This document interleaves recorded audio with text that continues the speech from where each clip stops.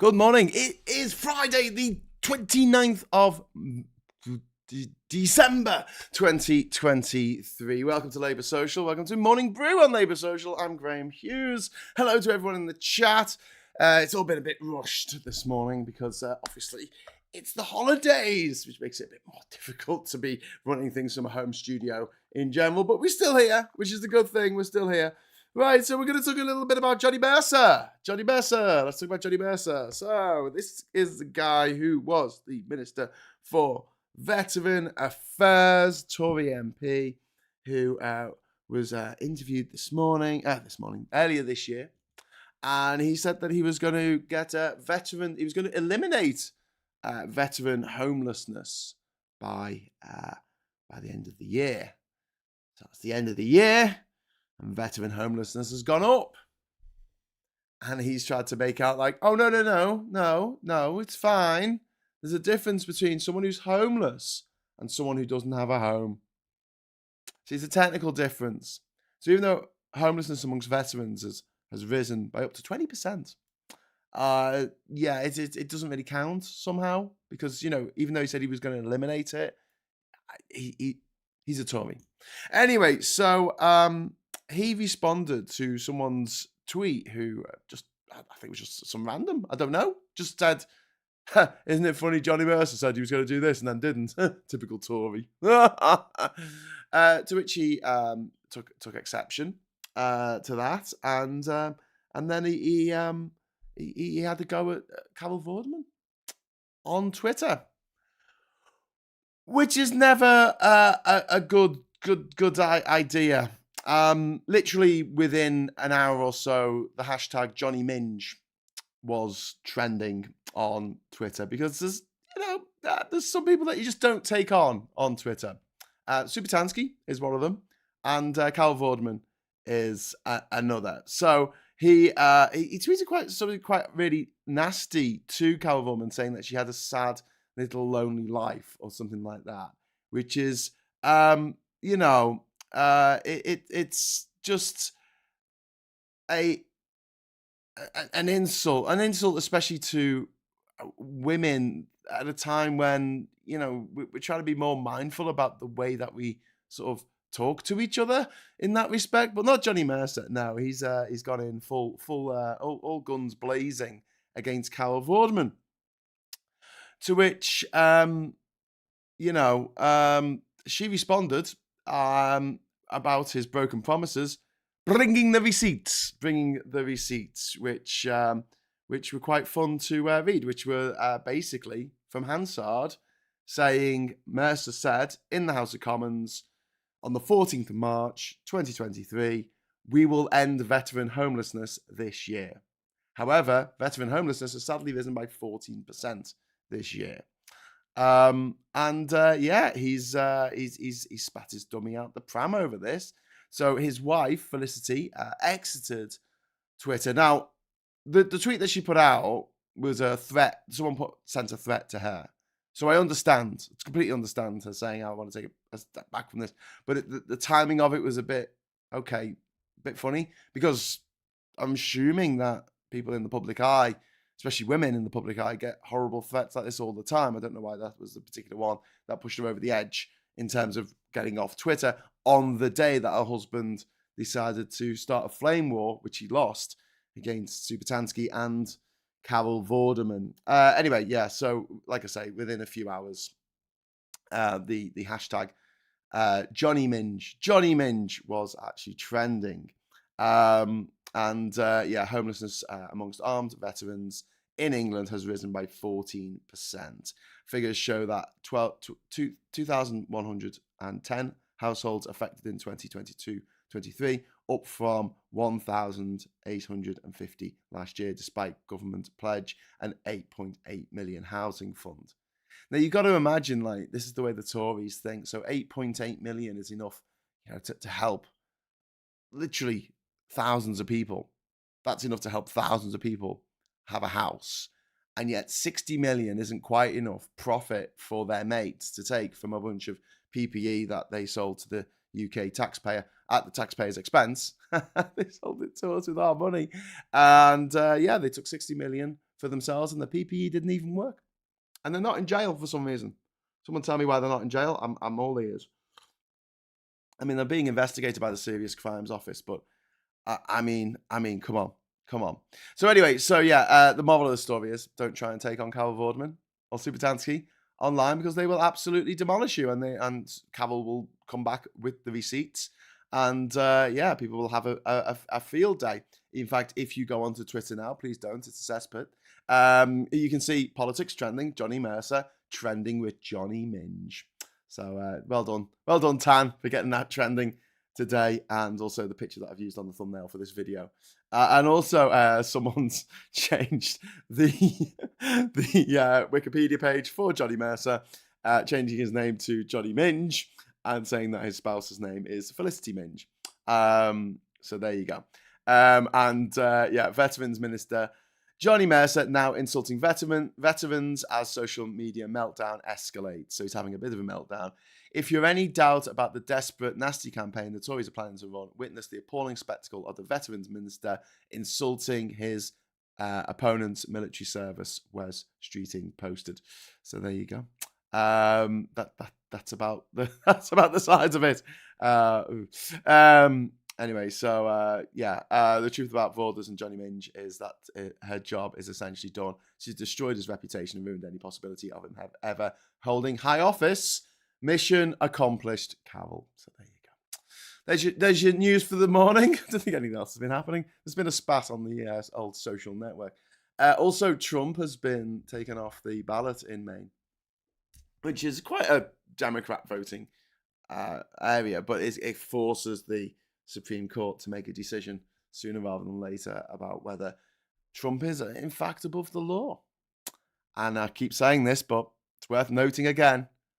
If Trump was above the law when he was president, then Biden is above the law right now. So Biden can, take Trump out for a lovely meal. Of course, I wouldn't imply anything more, sinister than that. But, he could get the Secret Service to take him out for a lovely meal. Legally. Because they were just following orders and he's above the law. Can of worms. Right, smash that like button, says Captain Bart Roberts. Thank you very much. Very enthusiastic for this time in the morning. Carl Vorman and Tan are national treasures. They absolutely are. Jim says, seems like the Tories genuinely feel like all they have to do is pledge something and then lie and said they met the pledge 6 months later. Bingo. They don't need to do anything. Yeah. Does Johnny Minge live on Minge Lane? I believe they're trimming the bushes there. Hey, I missed all the Johnny Minge story. I just did a little recap for you there. Phone box chicken. Funny how Trump claims the actions taken by Maine and Colorado are anti-democratic. Yeah. We keep making this point because you'll have a lot of people, even on the left, saying, well, the proper place for this form, the proper place to make this decision is obviously in the ballot box. Yes, there was a decision made in the ballot box in 2020.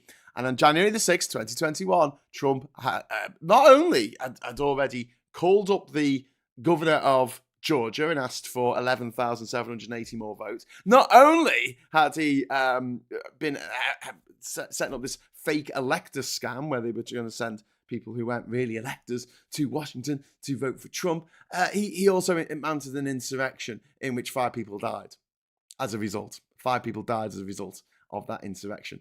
5 Americans died. I know that's not a big deal to most people in the world because they don't like Americans. Americans don't even like themselves. That's why they all arm to the teeth so they can take their opportunity to, take out an American for lunch, for dinner, for a lovely meal at any time they please because they don't like Americans. No one likes Americans. Isn't that horrible? I'd hate to be American right now. It'd be like being British in Europe. Oh. English. It'll be a bit like being English in Europe. Oh. Oh, well, never mind. Okay, so moving on. Johnny Minge, typical Army Rupert. I think someone changed his Wikipedia page yesterday to put he was an Army Rupert, and then it got changed back. He's going to get locked soon, I think. Maine keeps re-electing Susan Collins to the Senate. She believed Brett Kavanaugh. Didn't she write The Hunger Games? Let's hope the voters in Plymouth choose a person who will actually represent them all in the next election. Auntie Esther says, I'm late because I didn't come up on my feed and I couldn't see it on the Labour social page. Does anyone else have to search for Morning Brew? Auntie Esther, most of the time we start the countdown, if you like, to the feed at like 8:30 or 9 o'clock. We start it a bit before, so you got a chance to get the message out and for it to send what's it called? A notification out to people, subscribers. However, this week I've really been up against it, so I've literally gone live instantly. So it's set. If it has sent out a notification, which it doesn't sound like it has in your case, it would have gone out at the moment that I started broadcasting. So sorry about that. Things will get back to normal next week, probably Tuesday next week, not Monday next week, because it's the Monday of the 1st. So I might be a little bit hungover. Thanks for the recap, says Phone Box Chicken. I probably should actually find the actual tweet that Johnny Mercer put out. People are putting out little memes saying the name's Minge, Johnny Minge. Someone's put old Scrooge out the window saying, boy, how long has it been since Johnny Minge publicly shot himself? And and Rachel Wallace has written a little limerick. There once was a Johnny called Minge whose juvenile tweets made us cringe. He went for our carol, we had him over a barrel and proved he's clearly unhinged. Johnny Minge, Tory is out. It seems that Johnny Mercer's not having a very good day.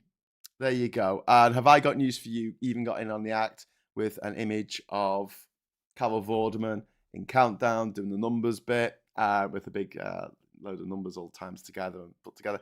Veterans Minister Johnny Mercer was furious after being presented with figures suggesting 40% rise in the number of homeless ex-military. Fortunately, someone's on hand to show him how the figure was calculated. Cue picture of Carol Vorderman on Countdown. And Johnny's just texted. He's just texted. Okay, should we read his tweet? This is 8 minutes ago. On the attacks, they have no impact on me. I feel for the teams who support me, hence why I defend them at all costs. It's not about you, mate.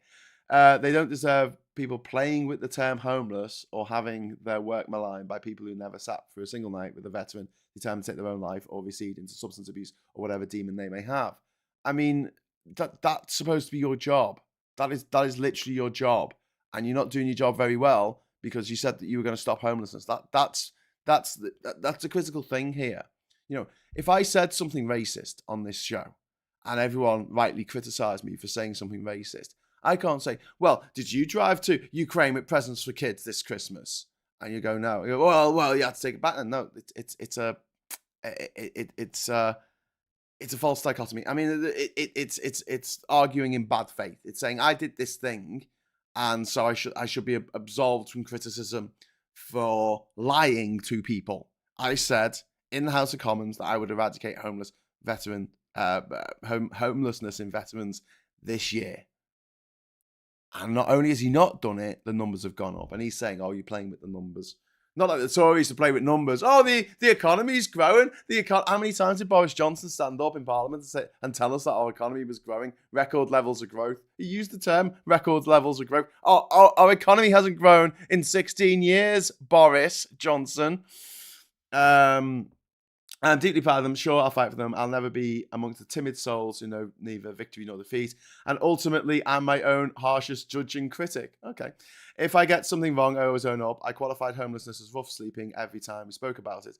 Finally, well, I'm still trending 3 days later, apparently. So I'll be off here for a while. I'll pay tribute to my wife who's had enough. She's a special human being with so much love and warmth. She gives what she gets sometimes, and if you can't take it back at you probably shouldn't write it to her. I'm fiercely proud of her. Well, she's the one who's gone off Twitter, mate. As for me, I'm not going anywhere. I love the fight, love it, never more comfortable. See you soon.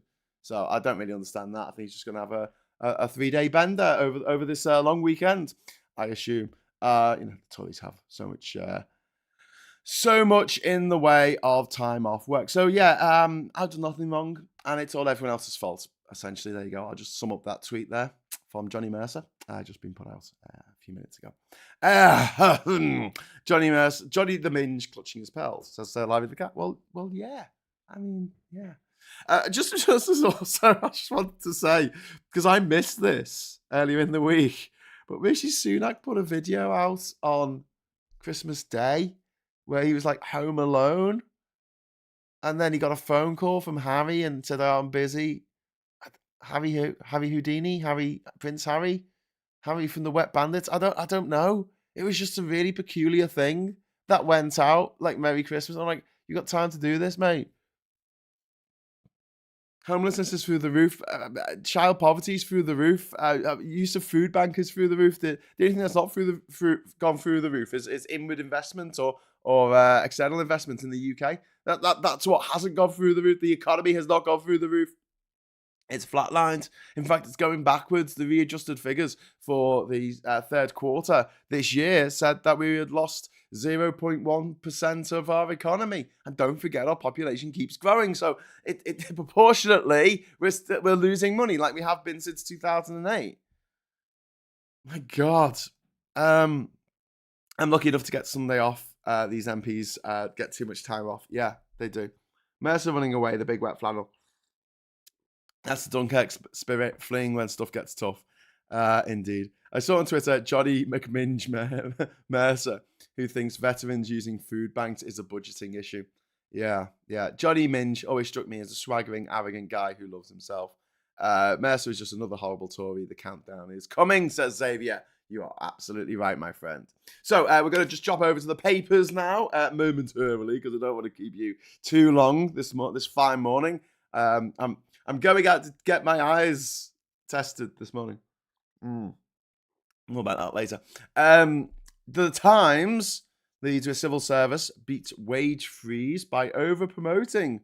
Whitehall staff moved into senior jobs before they are ready. There you go. That's how you get around the wage freeze. You over-promote people who are useless, which is something that it's a problem across the board. This isn't just in the civil service, although it is a huge problem in the civil service, but in private enterprise.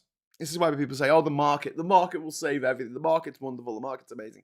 The reality is the market is a bloody terrible idea because it does things like you have someone working in a particular role and it's a bit of a faff to fire them. So what happens instead is they get promoted.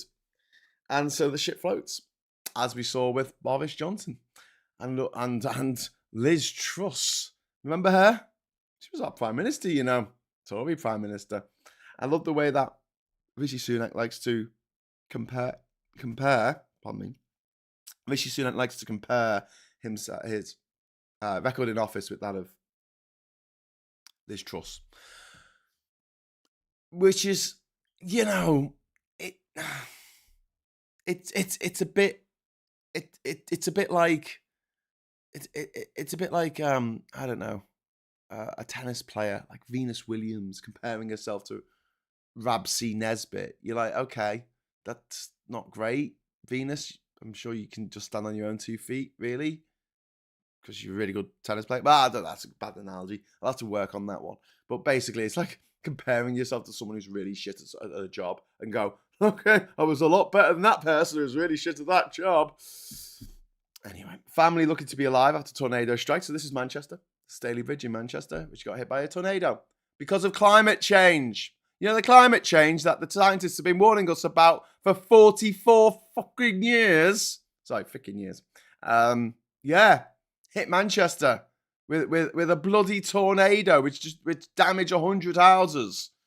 I mean, look at the picture. Look at the picture of the house there. I don't know if you can see it. It's quite small on the screen, but the roof torn from the house by a bloody tornado.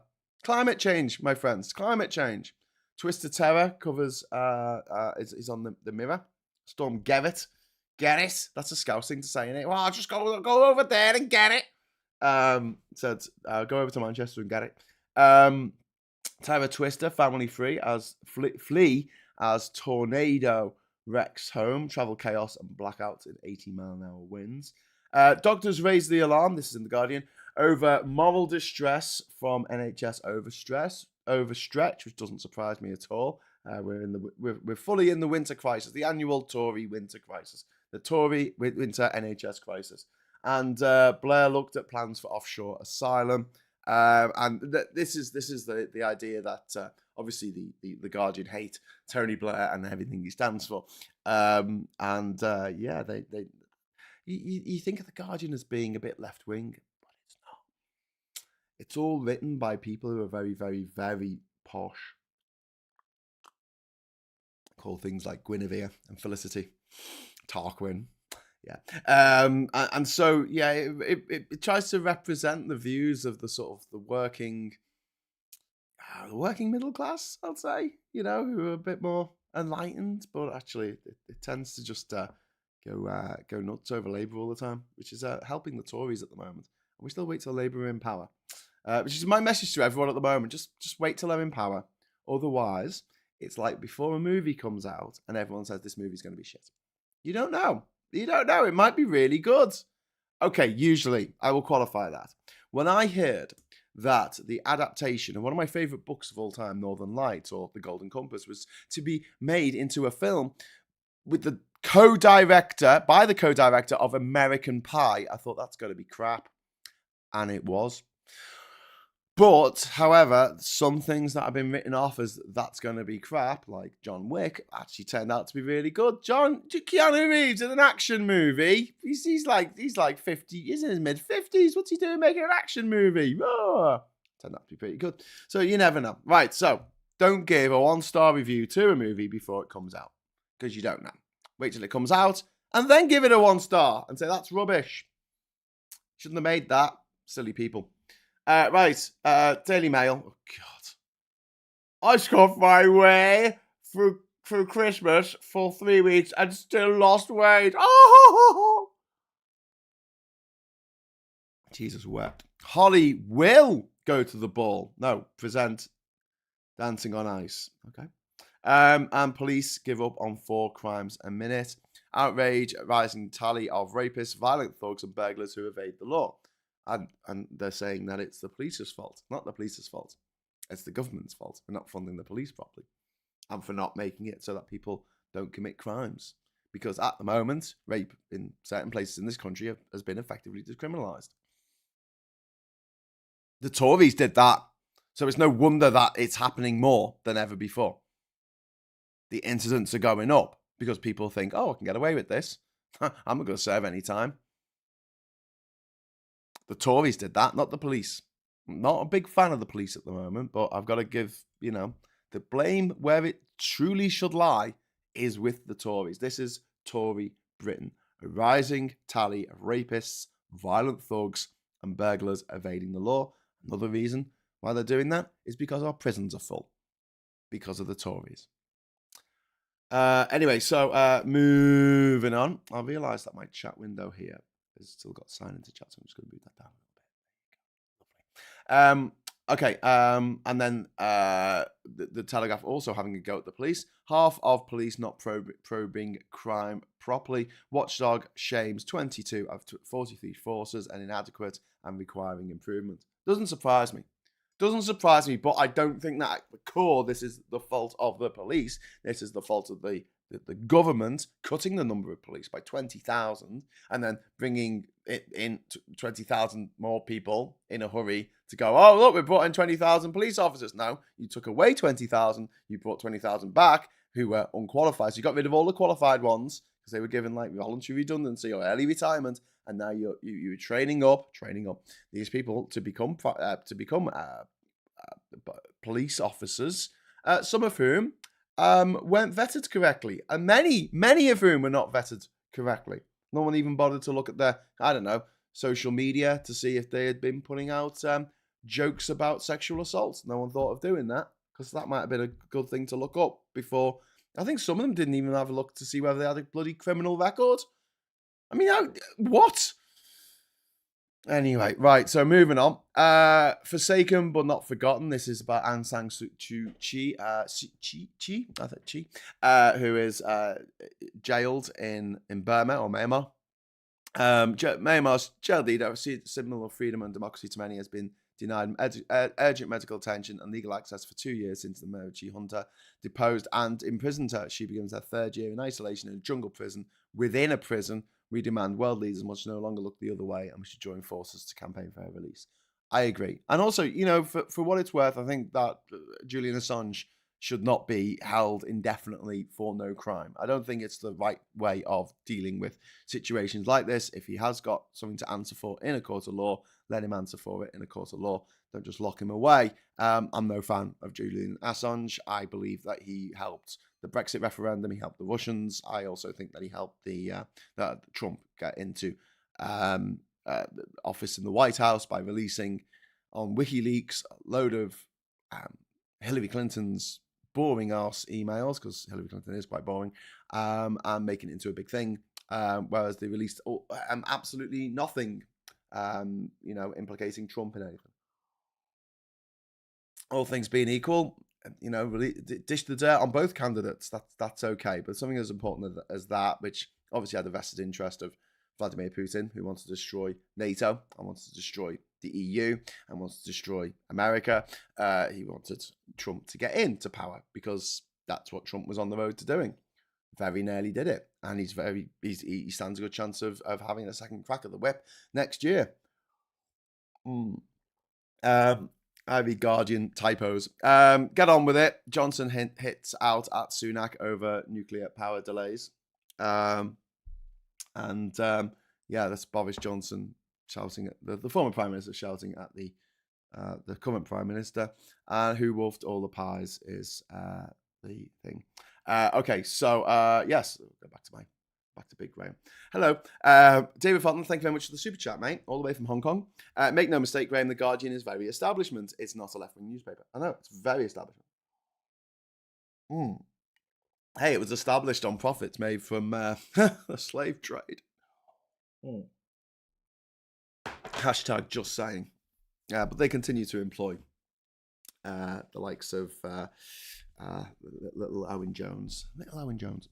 Big fan of the Beano, Alex. Any views on Diaper Donny? This has been alleged for many years, but now it's going viral. Well, yeah, I could imagine. I don't want to imagine, but yeah, I could believe, I should say, that he does actually wear a male nappy. A male nappy? Adult. What's wrong with me this morning? I could see that. But also, the dossier, the Russian dossier that was compiled by a British spy. Remember that? That said he enjoyed a particular type of shower with some Russian ladies of the night. That's probably true. I think that's probably true. I think if it wasn't true, he might have maybe sued the people who said it was true. I don't think he did that. Was it Christopher Steele or someone who said it was? Anyway, I'm going to scroll back to the beginning. What's the best paper, Daily Star? Alex, I think all the papers are problematic. The Guardian, it tries its best, but it's a bit weird, The Guardian. I find that it's like someone who's not got much of a personality, who gets really, really drunk and then starts lurching about in the bar trying to make a name for themselves, and they sort of do these articles, and you're like, what is this doing in this newspaper? Because it can be tremendously right-wing, tremendously authoritarian, or at least making excuses, apologism for that kind of thing, and then next minute it's being very left-wing and very sensible about stuff. So I don't know, it sort of lurches all over the place. I suppose in a way you might argue that makes it a better newspaper than others, because it does have a range of opinions in it, rather than the Daily Mail or the Sun or the Star, the Times or the Telegraph. So especially the Telegraph these days. Oh my God, that newspaper has just gone down the toilet. The opinion pages in the Telegraph. Oh my word, which is just furiously right wing, Tufton Street think tank, Tory nonsense, Tory twattishness. The Guardian is total upper middle class centralist dad, says Jez Hunt. The New European, says Ernie Benz. Yeah, actually, that is a good newspaper. It only comes out once a week, but it is a good newspaper. Guardian should have never moved from Manchester to London. Bad move. Was a newspaper for a cotton mill owner thousandaires once. I'm going to scroll back to the beginning. I've read that one. And Ostama, as DPP, pressured the Swedish into charging Assange. He targeted him. If the Swedes said he commits a crime in Sweden, and they're like, okay, we need him to come back to Sweden to face trial for this. But I'm not going to get into the whole Julian Assange thing. We'll do a show about it, I'm sure, in 2024. for, I can't believe that he's still being held. I don't think that's right. Whatever he's done his time for it by now. And the thing that he was accused for in Switzerland, sorry, not Switzerland, Sweden, apparently the alleged victims have withdrawn their complaint. So the only thing that's keeping him in jail at the moment is the American government and the UK government keeping the American government sweet, which isn't the right way of doing things. It makes us look weak. It makes us look pathetic, really. All cards on the table. Don't like the guy, but what I do like is truth, democracy, and justice, and I think they're being denied in this particular case. Rachel, thank you very much for the £10 super chat. Really appreciate it. Policy Exchange placed an article in the Sun, Telegraph, and Mail today attacking park run, allowing trans people to run. Upset that Justin Webb read them out on Radio 4 this morning. He always does this. Yeah, well, the BBC has, I mean, like the Guardian in a way, it lurches from one to the other. I mean, the inclusion of trans people in the last few Doctor Who episodes has been absolutely brilliant. But at the same, prime time television, just getting people used to the idea that trans people exist. But at the same time, the Radio 4 in particular, it's just so Tory. The Today Show, they still have climate change deniers. Yeah, there's tornadoes in Manchester last year. There were wildfires in the UK this year. There were wildfires in Hawaii, like one of the most tropical places on earth. Tropical meaning wet. Tropical meaning you're really close to the equator and it's usually wet all year round. It's not a place where you have wildfires. If you think about the places you have wildfires, you're thinking somewhere, possibly around the Tropic of Cancer, Tropic of Capricorn, where you get blazing hot sun for half the year, and then half the year the sun pisses off to the other hemisphere to warm that place up. So you have a naturally ripe area for becoming a desert, which is why most of the deserts around the world are usually around the Tropic of Cancer, Tropic of Capricorn, not around the equator. Not around the equator. Yeah, enough. There you go. There was a thing I was reading, Rachel, to go back to your comment. There was a thing I was reading about women not being able to run. I think it was the Boston Marathon. And there's a famous picture of a woman running the Boston Marathon in 1967. And there's a guy behind her, a race official, like just anger on his face, trying to rip the number off at the back of her top because she shouldn't have. She went into the marathon just using her initial rather than saying there was no rule saying that women couldn't compete. But then they made a rule saying that women couldn't compete, which stayed there till 1973. Within many people's lifetimes, my friends, Viz shouldn't have sold out to London too. Viz has let itself go. Stuart Lee's. Viz is. I haven't read the Viz in years, but when I last read it was still being made in Newcastle, in a shed in Newcastle. Breaking news: YouTube or TikTok. Jim Bob, a regular thing where people go to park and run, irrelevant of gender. That is just, isn't that the maddest thing? Like, so anyone can run? No, not the trans people. Why not? I don't know. Just don't like them. Any particular reason for that? I've got to hate someone, and they'll do, I guess. Anyway, right. One thing, New Year's resolution for next year. Let's just say we need to stop making horrible people feel like they've made a moral decision. Stop making them feel good about themselves. Make people who are doing good feel good about themselves. And make people who are doing evil feel bad about themselves for doing evil. And maybe make them think about stopping being evil and doing evil things. Maybe they should stop doing that because it's not nice, is it? Anyway, right, breaking news. The residents of Muff have disowned Johnny Minge. That's from Sir Larry the Cat. Thank you very much. YouTube or TikTok, which channel? They don't host news. They just provide it. I get my news when I'm doing these shows. Like I go on the BBC website, CNN, which gets more and more irritating, especially when you're on your phone. And the Guardian. I do go on the Guardian website to get news, and also go on Sky News now and again. What can you do? They're the places that are available that might bring your attention to a news story.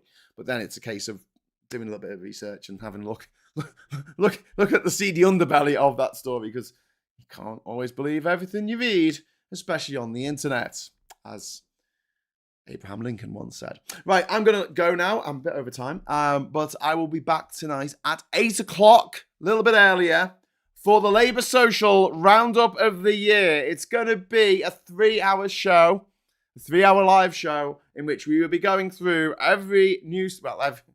all the news stories that we liked or that we didn't like, or that made us despair or made us rejoice over the year 2023. So if you would like to join us for the Labour Social Roundup of the Year tonight at 8 o'clock here on the Labour Social channel, we would love to have you with us. And until then, I'll say thank you very much for watching. Thanks for the super chats. Have a great day. And until next time, before you go, remember to like. Hello, good evening, welcome, and goodbye.